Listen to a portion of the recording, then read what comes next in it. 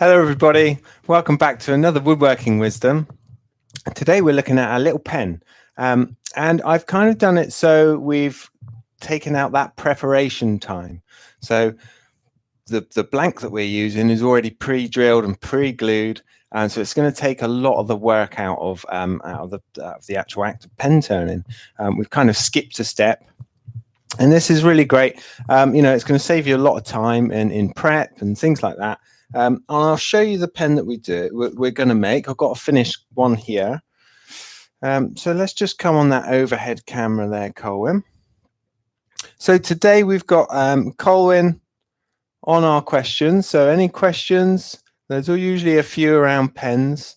Any questions, just pop them in the comments there and we'll do our best to answer. But that's what we're going to do. It's got this lovely kind of carbon fiber detail on the pen, a really nice object. So that's what we're making, and I'll show you how we go about it. Now, I said there's no prep in this, but I have cut it to length. So if we have a look at the blank itself, there's the blank. It's got the little carbon fiber tube in there, all pre-drilled and glued. Bit of a funny shape, but we'll soon set that right when we get turning. And all I've done is cut that to length, same length as the brass tube that comes in the pen kit. Okay, and I've gone as close as I can, and I cut that just on my scroll saw with a metal cutting blade because we've got a bit of brass in the middle. But you could use a hacksaw, junior hacksaw. Just try and keep that nice and straight on that edge. Okay, so like I say, no prep, so we're going to go straight into the turning today. I've got here our bushings, and these are particular to that pen. Okay, this is a DSW series twist mechanism pen. Okay, and that's the bushing set that comes with, or it doesn't come with it. You have to get them separately, but that's our bushing set. Okay, so we've got our first question already. Yeah, hi everybody. Just a quick question here. Is the blank that we're using today from Axminster? It is. It is. So we do this one. It's the carbon fiber one, and they also do a mother of pearl one, which is really nice. You know, and actually, if we're looking at them, you know, in that kind of way, this one's quite masculine of a pen, and the mother of pearl one's got lovely kind of swirly colors going through, and it's kind of got these facets around it. Really nice little object that. I'm going with the carbon fiber one today, just because I like it. It's really nice. There's a few or a couple of pens that we do with this pre-drilled, and it's a 3/8 tube. So if you're looking to turn any of these pens, it's the ones that say 3/8 on the drill bit. So if you're looking to get any pen that will go with this blank, we're looking out for that 3/8 drill bit that's recommended with the pen. So I've got my mandrel on the lathe already. This is the compression mandrel, and that's just going to slide down through this hollow center here, and we're going to lock off on the tailstock. A little bit of pressure, so we're just winding the tailstock in ever so slightly to kind of pinch on this one. And that's the beauty with these compression mandrels, is it takes the pressure off the back end of the mandrel, so there's no flexing or anything like that. It keeps it nice and concentric. And this shaft on the mandrel has literally got nowhere to go. It's in our hollow live center. So there's nowhere for it to kind of wiggle around or pop off if the tension's not quite right. And that's what I love about these pens, because they're mounted right the way through. They're so safe. They're great for beginners. Really nice little projects and lovely gifts at the end of it. So let's sort ourselves out so we're ready for turning. I'm going to bring my tool rest in nice and close, making sure that we're not touching on any of these rotating bits, so the headstock and the live center there. And I'm just cranking it over by hand, making sure again that we're not going to hit on our tool rest. Okay, that's really important. You see this is drilled slightly off center, so we've got more material on this side than the other. And if you line it up with this side and turn the lathe on, that might come round and foul on the tool rest. So always crank it over by hand. Just make sure you've got that little bit of clearance. Okay, so another question. Couple of questions here, Ben. So firstly from Frederick, who's in the Sittingbourne store the other day using one of the hobby lathes, and it says in the manual that you must not use the indexing pin to lock the chuck to enable its removal. How would you remove it when tight? So they should have a couple of flat spots on the actual spindle itself, where the little flat press spanner will sit on there, and then you'll have one on the back of the chuck or the chuck key itself, and you just crank that towards you, and that should release the chuck off of the thread. And another nice early one here from Woodwork Learner. Why mix imperial and metric in pens? Well, that's a very good question. So we've recently, well, not recently, but we converted everything to metric. But there's certain things that just don't convert. You can get near as 2 with certain drill bit sizes, like the 0.5 millimeter type ones. But that 3/8 is, these come from America. They come from the Far East. They're imperial. We can't change that. But yeah, it's a good question. We're always kind of, a lot of the guys here are always talking inches. I'm that little bit younger, so I always talk kind of metric. So there is always that kind of conversion to do. But yeah, I think metric. But yeah, it's a little bit confusing. But we still do the drill bits, the 3/8 drill bits to size. For drilling these out and things like that. But yeah, I get your point. We tend to work in both. Okay. A lot of agreement with you there. James was saying the same thing, mixture of countries of origin, and so Frederick was agreeing as well. David's just asking, why is the blank drilled off center? Well, I don't know. I booked out of stock the other day, and that's just the way it is. That's the way it came. This is always going to center back. It's always going to, once we've turned this and all these flats are off, that'll be perfectly concentric to the mandrel, okay, because it's held on those bushings on center. So we've kind of given it a new center, and once it starts spinning on that, everything's going to come into line. So it doesn't, although it's a little bit weird, I think it's probably the end of a sheet where they have these in sheets. And this is probably the end slice, like when you get a bit of cheese and you have the salt all on one side. It's probably a bit like that. So yeah, I don't know why it's drilled off center. I think it's just the way they've cut it where it's manufactured. Okay, very good. So really small diameter project this, or a small dimensions on this blank. So we can bring the lathe speed right up high, okay? I've got it on its kind of highest setting, on a speed range between 1,200 and 3,550. We want to turn this around about 2,000 RPM or just above usually.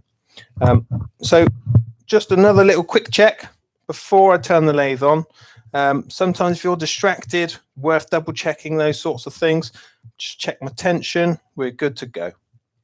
So I'm just going to turn the lathe on, and this is going to turn on, this craft lathe is going to turn on as soon as you press that button.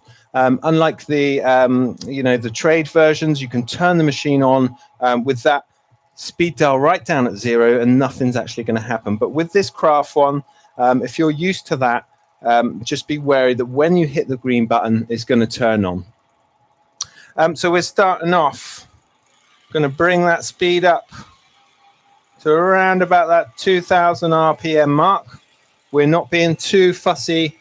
We're not getting it bang on 2,000. And I'm just going to use a roughing gouge. And this is up to you, really. I use a roughing gouge to rough this off. But I know Colin likes to use the bowl gouge. Personal preference, as long as we're not taking too big a cut with this type of tool, we'll be fine. So handles down by my hip, just bringing that cutting edge up to the blank, and we'll just run along. And you can see we're getting these little chips at the moment. Just going to bring on the tension on the tailstock there. It felt like it was going to stop if I took too big a cut. And I'm just taking little cuts while this is still slightly off balance.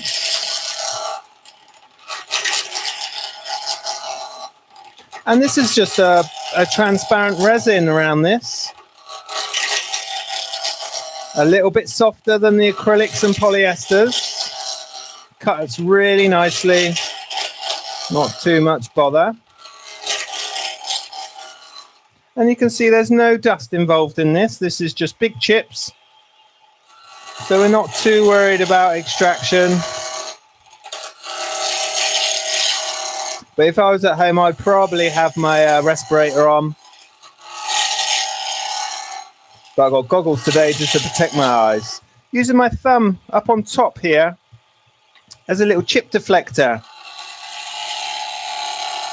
Okay, it's way off the project. I've kind of placed the roughing gouge. I'm just tipping it over to the side slightly and resting my thumb on top. Way clear of the project. But it's just deflecting some of those chips. And as you see, as we're getting down to around now, these shavings are getting slightly longer. Each pass we take, it's bringing it to, you know, the facets are getting longer. And we're producing a longer ribbon.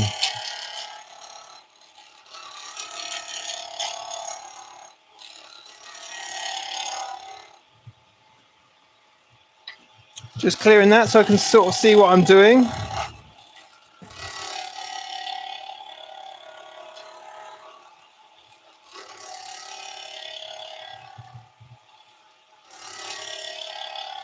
Okay, so another question. Just going to pop that off while we're chatting. So yeah, well, a few questions here. One, I see the Axminster team have got on board. They were asking, where do you get a replacement mandrel, the bar in the mandrel? But that's been sorted out by the Axminster team. Where are we looking? Maria in Wales. Why bother encasing the actual carbon fiber blank in resin? And does carbon fiber blunt the tool quickly? I've never actually turned carbon fiber. Have you ever turned carbon fiber, Colin? No. I'm not sure you could. It'd probably be a little bit weak, a little bit kind of fibrous. Because I think there's a little weave on a carbon fiber. And I would expect that to kind of tear and pull a little bit. So I think that's why it's encased in resin. But a lovely looking thing once we get down to it. Do you actually get down to the carbon fiber though? No, we don't. We leave a little top layer of that resin on. Okay. So it is bound right onto that brass tube. So, you know, I guess if it's a 3/8 pen, you're going to leave a little bit of body of that resin on there anyway. So it kind of comes up and matches onto the components of the pen. So, you know, you've got to be a little bit careful with the shaping. Sometimes on some of these pens, you've got a bit of material. You could do like a little dip where you could have a grip behind the kind of business end, the writing end of the pen. But actually on this one, it's already got that included. Let's grab the pen that I'm doing. And if we just come overhead there, with this pen, it's already got that front bit, that little kind of profiled or scooped out bit that you can grab onto. So I don't need to put any shape on this, but you know, certain pens you might want to, but just be wary. We're not going to cut down to that carbon fiber. And this resin, it polishes up lovely. You've got a lovely kind of glassy reflection off of that one. But yeah, we wouldn't turn right down to the carbon fiber, and especially not that kind of mother of pearl one. That would, you know, disintegrate. Okay.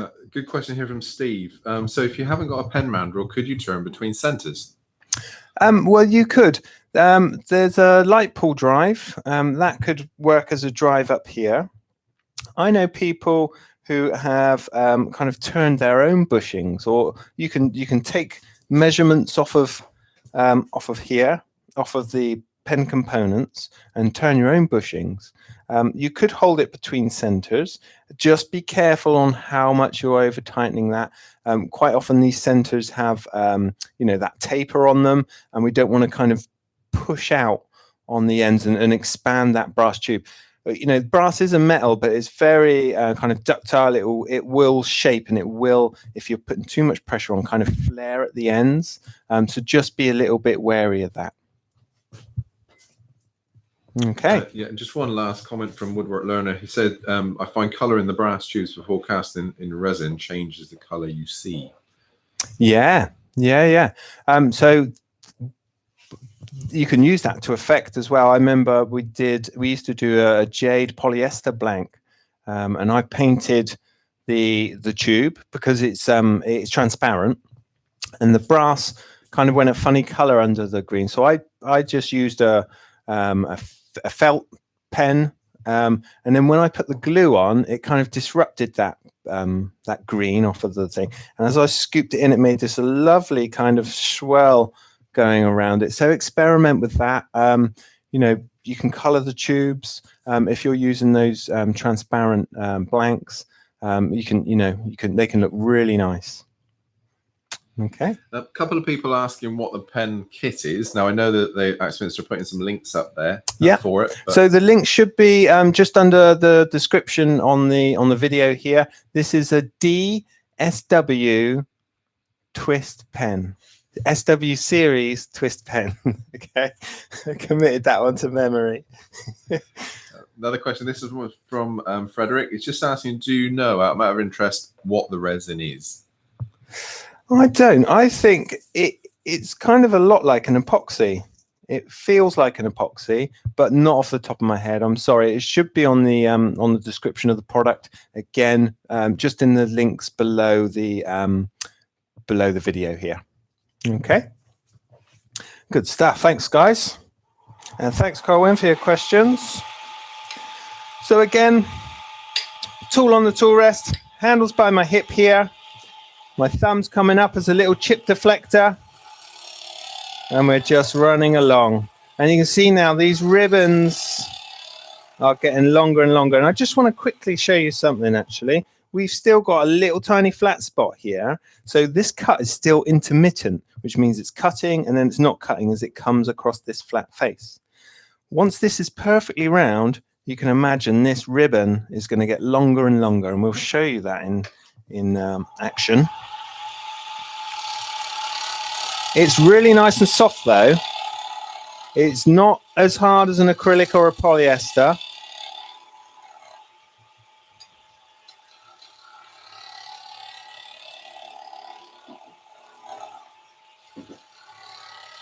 So like I say, I'm not putting a shape on this. I am just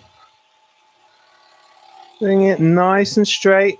I'm following the back of the tool rest to keep everything nice and straight. My fingers tucked up under the rough and gouge here. And there we go. We've knocked off that flat spot now. So we'll get really kind of long ribbons coming off. Okay, and quite often these will wrap around the mandrel. Okay, safest way is to turn the machine off and just get rid of them, chuck them down the extractor if you've got your extractor going. And actually, if you've got your extractor going, quite often these little ribbons will just pour down the extraction pipe. So that's the safest way. You can do it with the machine running, but always from behind here. Okay, never ever pick from this side because you can see the problem. You can get your finger trapped between the tool rest and the project, and you'll get a really nasty friction burn. Whilst we're talking about safety, usually during these videos I've got my apron on, but we're turning today, so I've gotten rid of my apron because that has a little bow on the front, and the risk is that'll get caught up in the lathe and that'll kind of pull you in a little. So I've got my smock on today. Just keep everything nice and safe.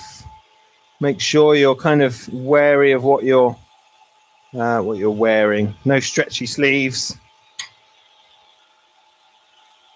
No hoodie strings. Just be very aware of those sort of things.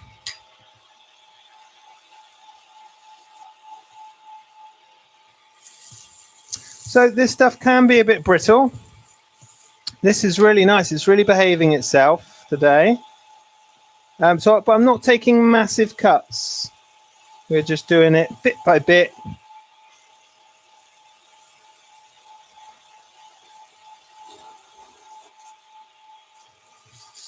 That's becoming a little bit in the way. So again, just going to stop the lathe and pull that off. Good.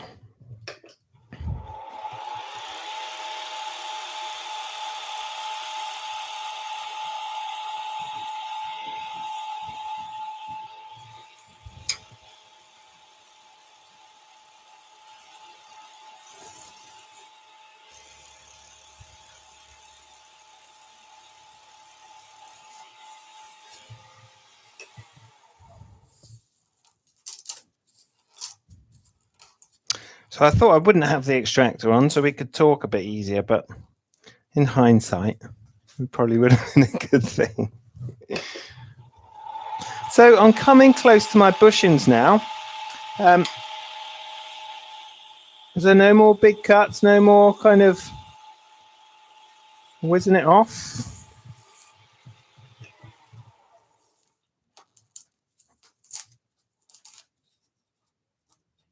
But you can see these ribbons really like to wrap themselves around.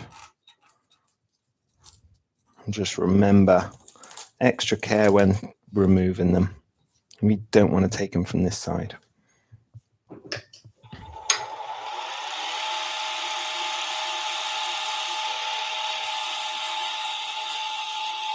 So now we've reduced that diameter right down. We're coming to our almost to our kind of finishing cuts.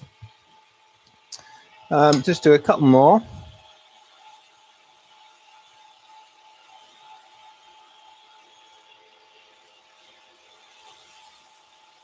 Just take that diameter down just that little bit more, and then we can have a little scrape. Good. So at the moment we can't actually see through that. It's you know, when we cut it, it's got that kind of white look to it. But as soon as we start polishing that and we remove all these tooling marks, that's going to come up really nice. I've got a little low spot there, a little high spot I can see. So I'm just going to tweak that.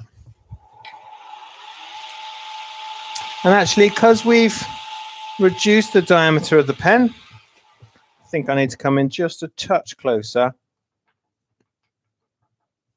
because I'm starting to have to lift the handle of my roughing gouge a little bit too high now.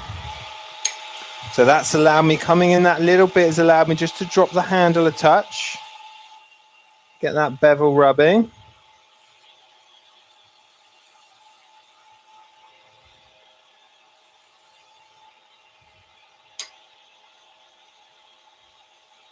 And now we're taking smaller cuts.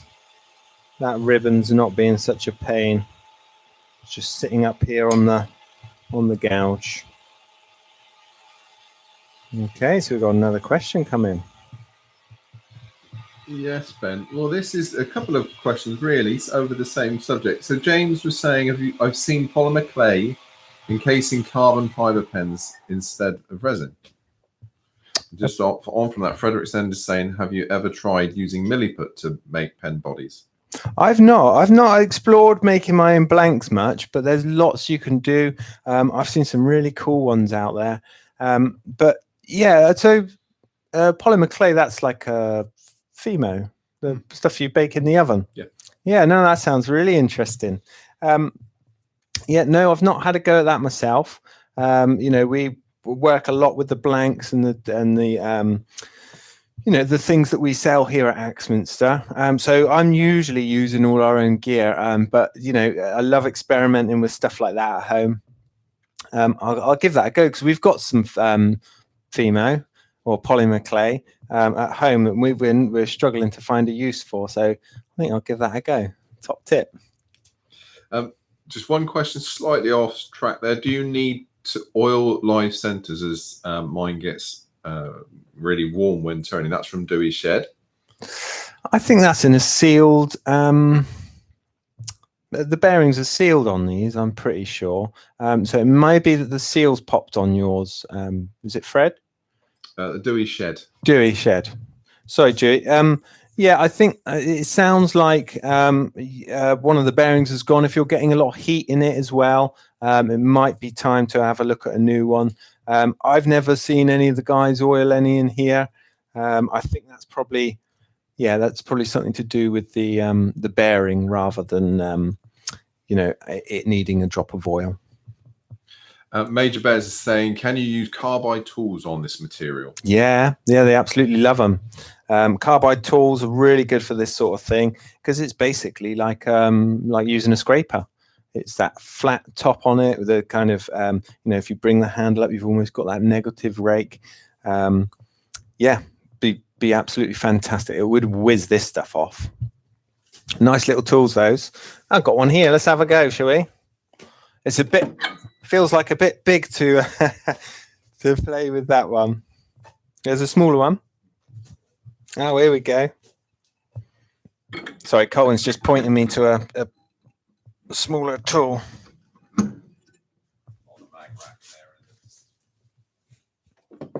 That one we got a handle for. Lovely. Oh, look, this is a pen turner's dream. So we've got our handle here. So that just, oh, we've got 2 grub screws. Here we go. I'm learning at the same time. Let's just grab the Allen key for that one. So this is a little handle, interchangeable.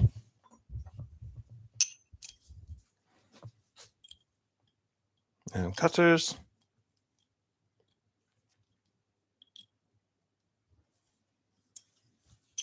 So that's going in there. Just looking for a little flat spot, hasn't got one, it's just a round bar, so let's just tighten that back up on there.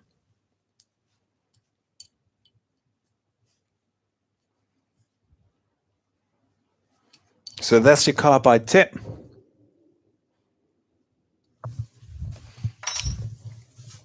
And I was going to scrape with a skew, but I think this might do just as good a job. Just offering it up. This pretty much wants to be bang on center. It's got a slight radius to the front. It's not flat.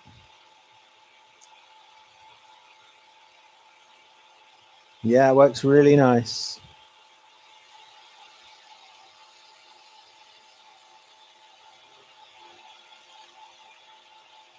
Oh, I like these.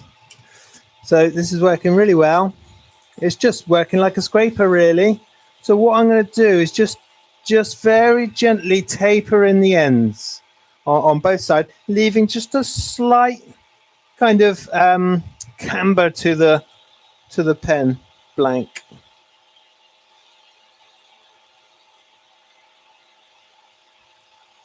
Just lifting the handle a little bit.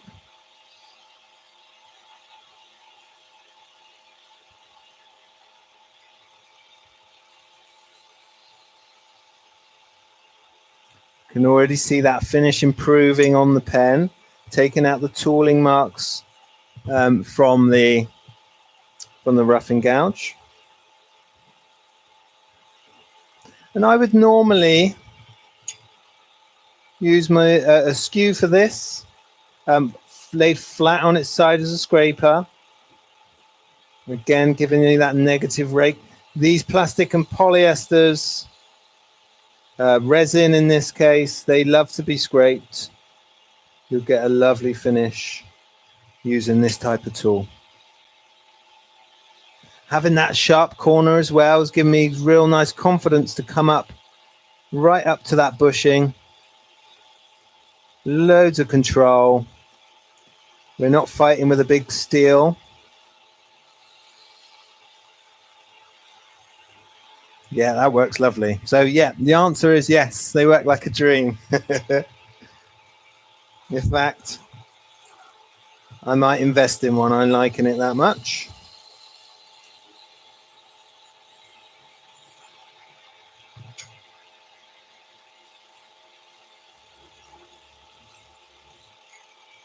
Good. So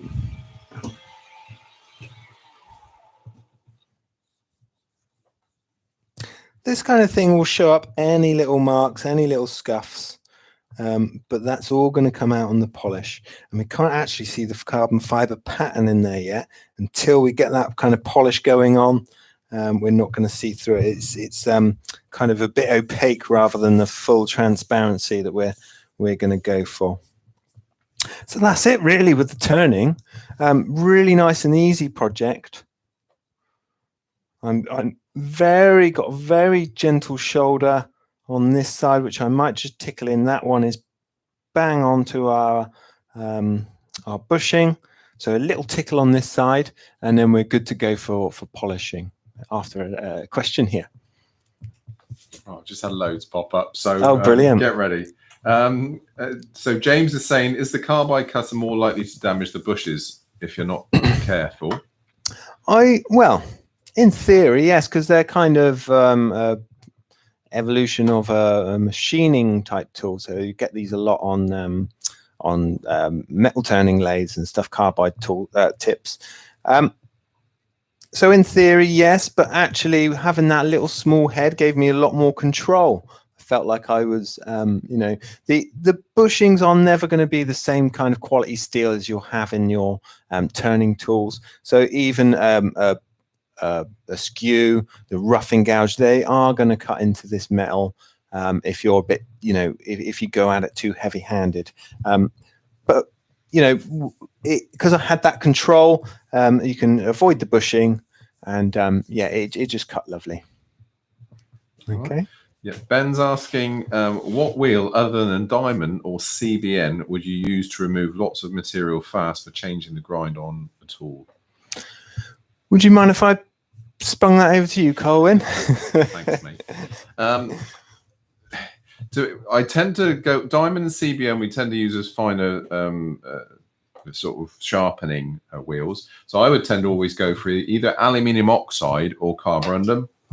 Carborundum being slightly hotter running, but aluminium oxide cooling things down a little bit. You'll still have to quench fairly regularly when you're removing lots of material though.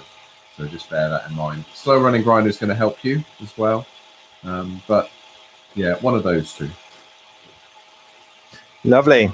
So, you know, Colin, Jason, and Craig as well all have that, you know, great background in sharpening and things like that. So, you know, why not hear it from the pros? I'm Tormek man right the way through.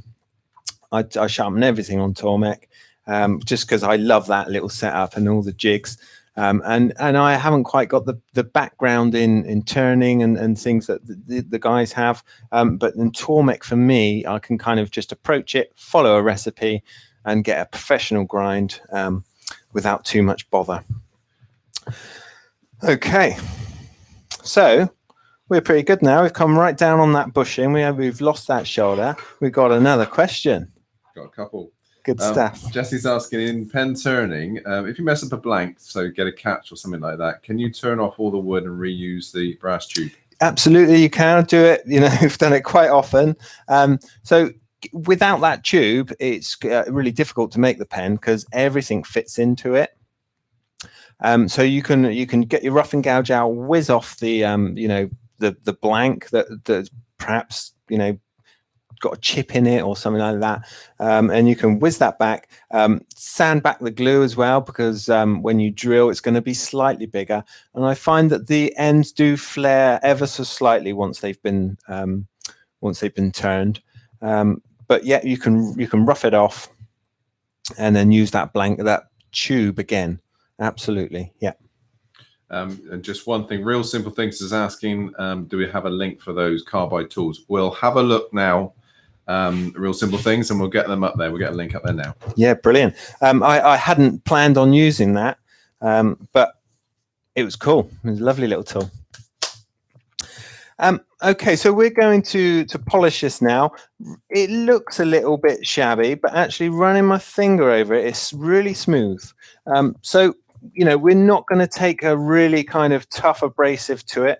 I'm going to go straight in with a 600, and I'm using water as a lubricant and a coolant, because, you know, that plastic dust coming off of there has, you know, it will melt in seconds through the friction we're producing through the you know, the lathe turning, and that will melt, and it will stick to whatever abrasive you've got, and it kind of cools off and forms back into a little plastic lump. So this water kind of flushes that out. It keeps the dust, you know, in the water as a slurry, and also it has the added benefit is it's not becoming airborne. So if you're doing plastics and polyesters, I really recommend using a bit of water with however you're, you know, however you're finishing these. Water and a cast iron bed are not the best of friends.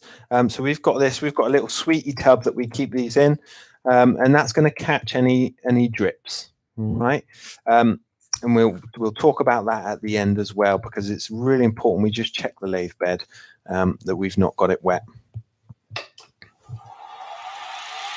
Now I'm going to drop the speed down just a touch. We don't need to be right up there, so I'm around about the 1800 mark now. And this is 600. This is the cloth back Hermes abrasive.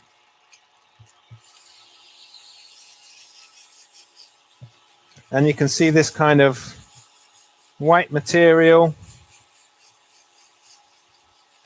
Oh, I'm using a little bit of pressure. And that's creating this slurry. So none of that's become airborne. It's just stuck on the abrasive there. Rinse that off, and we can keep going. And this 600, you know, if this isn't getting rid of the tool marks, you could perhaps drop down to a 4. But I don't tend to go down much more than that with these acrylics and polyesters.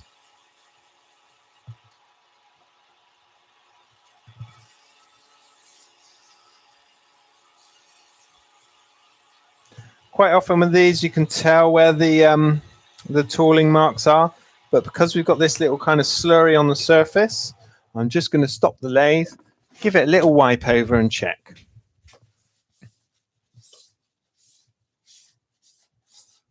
And what we're looking for are any kind of white lines.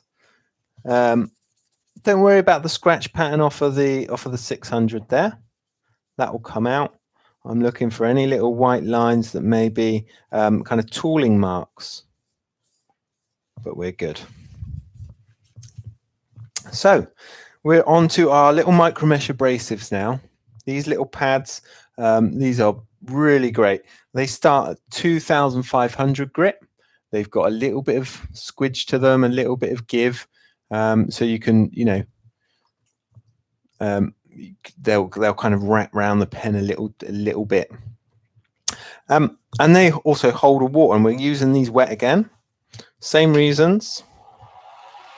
And number one, this 2,500 grit is the one that's going to do most of the work. So we'll spend a little bit more time with this one. Again, I'm using a little bit of pressure. I'm not just kind of holding it to it. I've got my fingers in behind supporting it and using just a bit of pressure. And you can see it's still cutting material. We're still getting this kind of slurry coming off of the blank. I can see that weave of the carbon fiber now.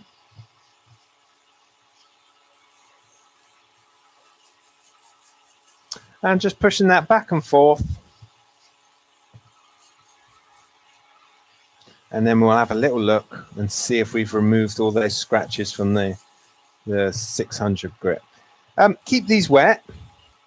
If they do dry out, they become hot, and that kind of melts the adhesive that holds the whole thing together. You can see on our little pad here, we've got a bit of a bold patch.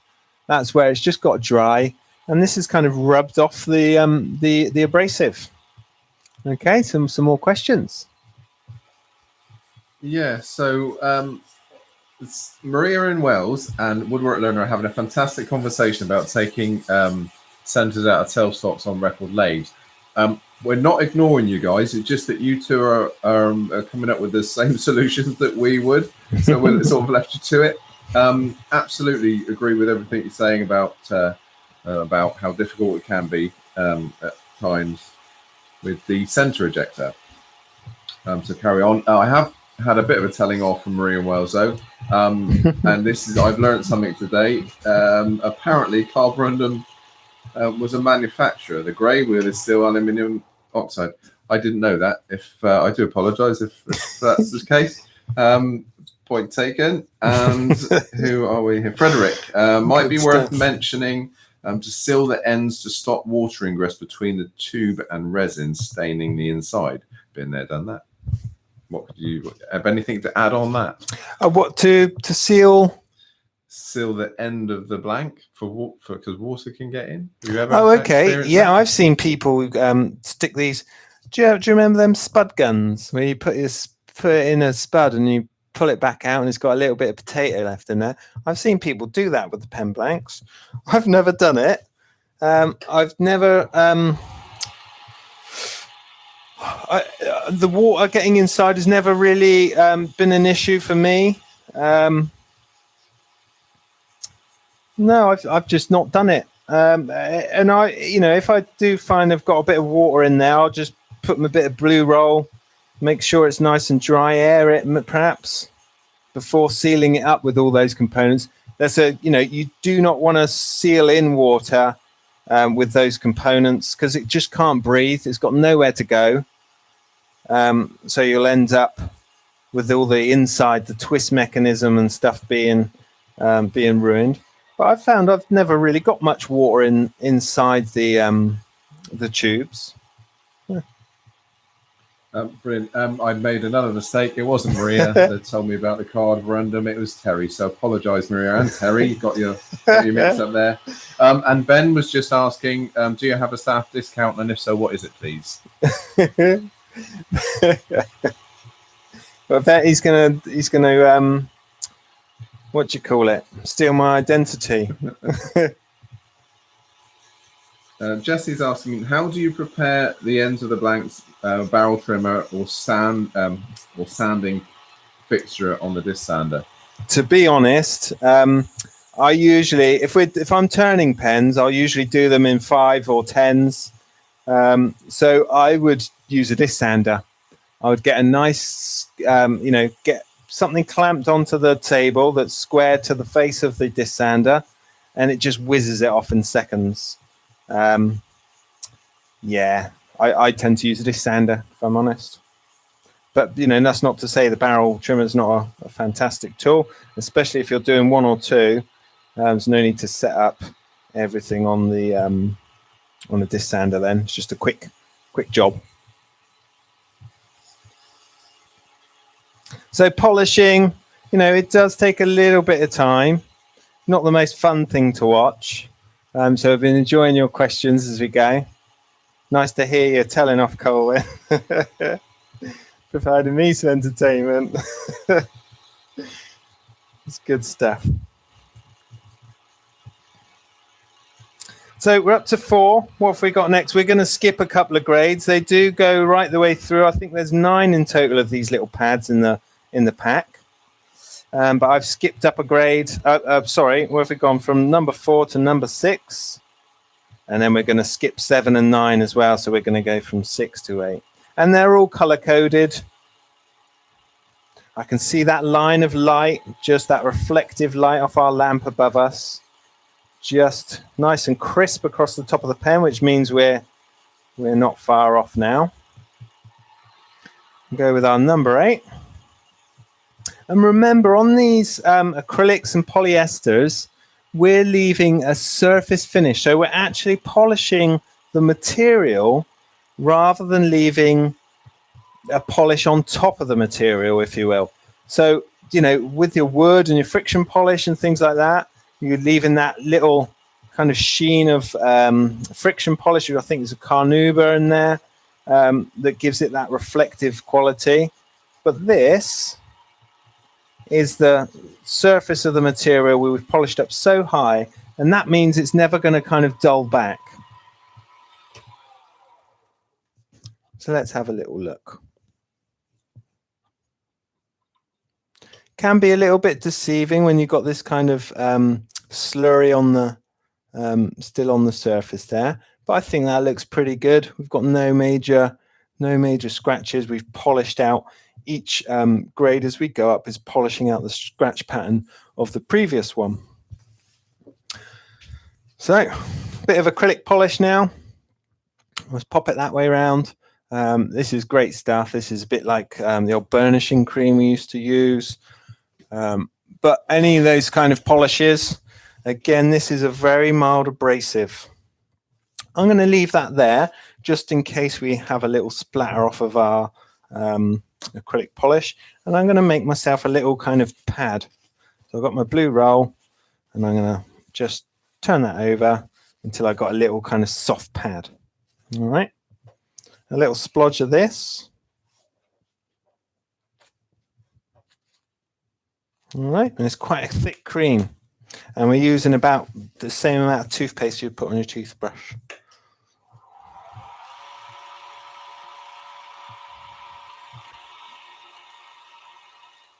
Again, make sure you've got your goggles on for this, although it's, you know, it seems like it's, you know, quite an easy, safe job to do. This stuff can flick up into your eyes.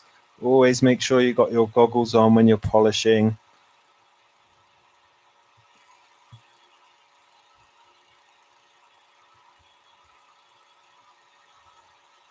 So really kind of working that.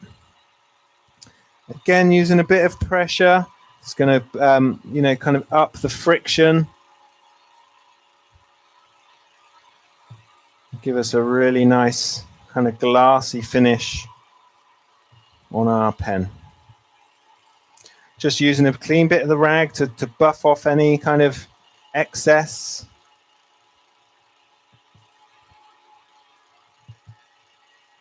And that's pretty good, I think. A very slight dull area there, but I'm not going to go right the way back through. If that bothered you, I would go back in with our, you know, probably from a number 4 and come back up through the grades. Oh, actually, it's fine. It was just a little bit of the cream left on there, and that's buffed off now. Good. So let's have a little look at what we got. I can see all that carbon fiber coming through now. That little weave we got going on. So let's get rid of our little water trough. I'm going to pop that to one side on the bench over here. And what do we want to do now? Assembly. So I'm just getting rid of my tool rest. We're going to back off of this. Make sure you're happy with your finish before you start taking things apart. But let's take this off. Again, just giving that a little wipe over.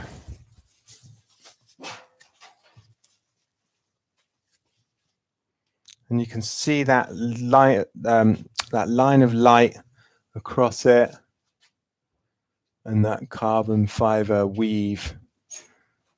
Not quite picking it up properly on camera, but we've got a lovely kind of reflection coming off it. You can see it's almost like glass. All right, so really good polish on that. I've just made myself a little table to sit in the bed of the lathe. That's just a bit of pine, this width, and we can just pop that on there as a little platform for us. Take my knockout bar, get rid of this mandrel, so the drive part. I'm just going to leave that tailstock one in for now. That's not in my way at all. Bringing the tailstock along just to lock that between the banjo or saddle and the tailstock. Okay, so we've got another question. Yeah, so Paul Sharp. Paul's asking, did you and Ben complete the Christmas decoration, which was a joint project between the two of us, Ben, and also the rocking horse? Hi, Paul. We did. I can't remember what the joint project was. The candle arch. No, we didn't. No, but that's on me. That, Paul. I didn't hold up my end of the bargain. Got sidetracked with other jobs and other projects. But the rocking horses we did 2 of, and we just pushed one through to the offices this morning. They've they've had a bit of a redesign in the offices. It looks lovely. They're lovely, lovely things. But I've got one in my workshop, and there's one in the office now. So we made 2. Me and Jason made one each. But yeah, they're really cool things.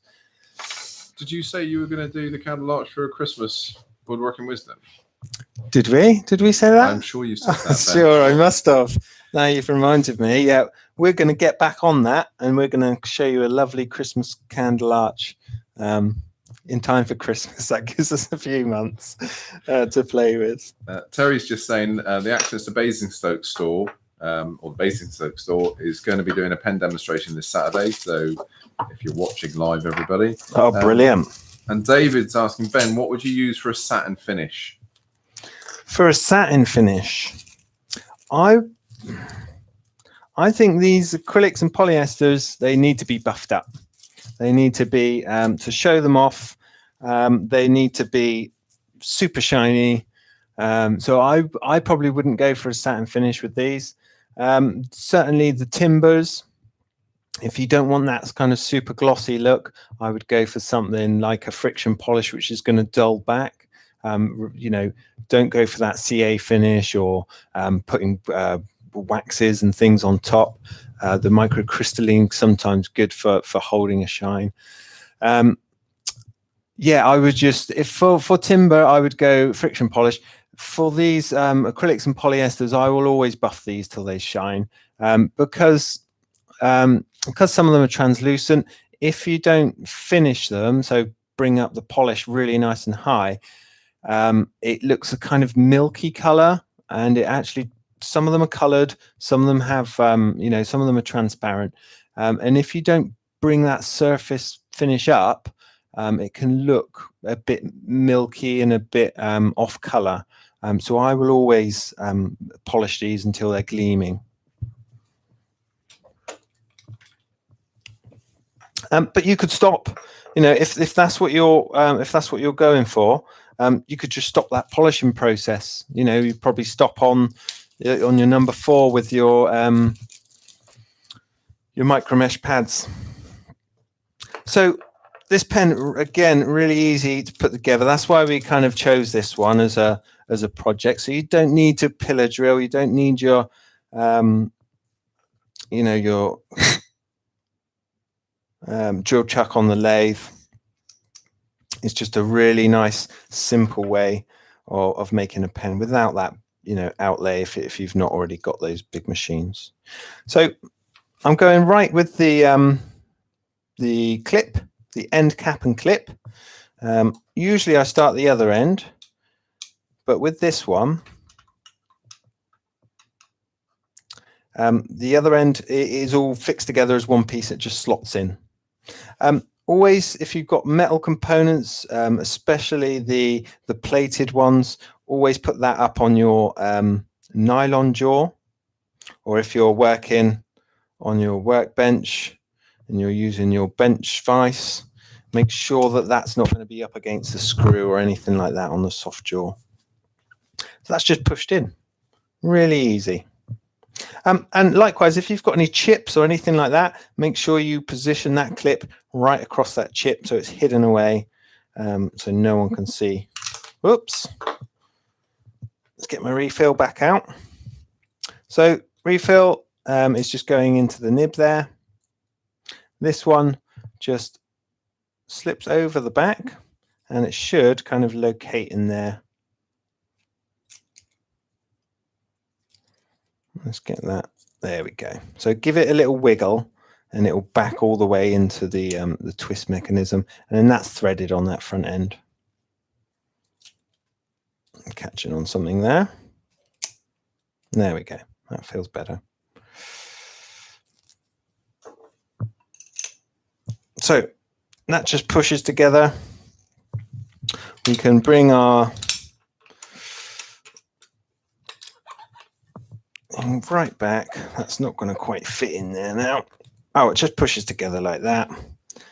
And then that one.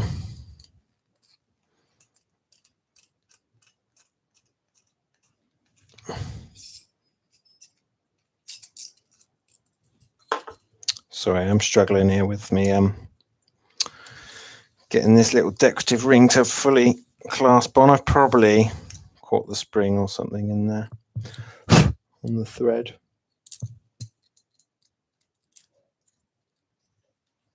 And there we go, that's gone on there now.